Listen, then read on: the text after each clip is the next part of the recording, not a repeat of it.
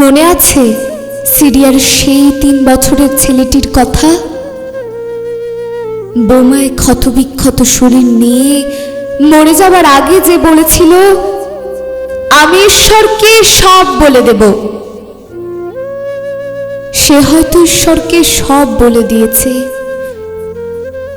হয়তো বলে দিয়েছে আমাদের পৈশাচিকতার কথা, আমাদের লোভের কথা, আমাদের অসভ্যতার কথা, আমাদের নির্যাতনের কথা।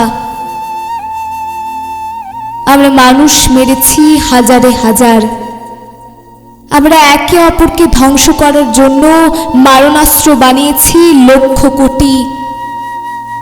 মানুষে মানুষে বিভেদ বাড়ানোর জন্য তৈরি করেছি নানা গোপন অস্ত্র। সে হয়তো ঈশ্বরকে সব বলে দিয়েছে,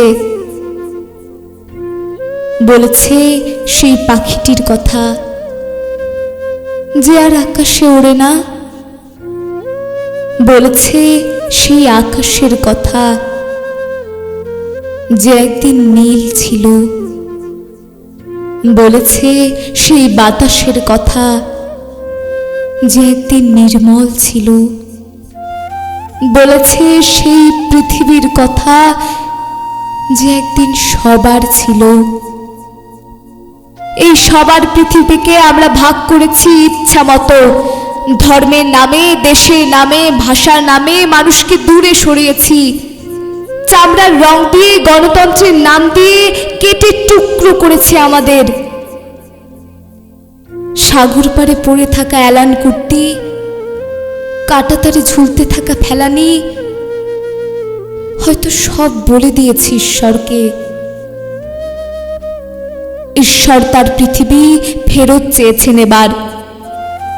তিনি হয়তো শুনেছেন সব অভিযোগ, তিনি হয়তো শুনেছেন প্রকৃতির আর্তনাদ, তিনি হয়তো শুনেছেন সেই পাখিটির কান্না।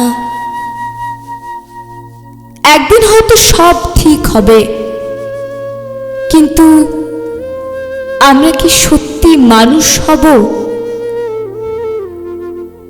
আমি ঈশ্বরকে সব বলে দেব।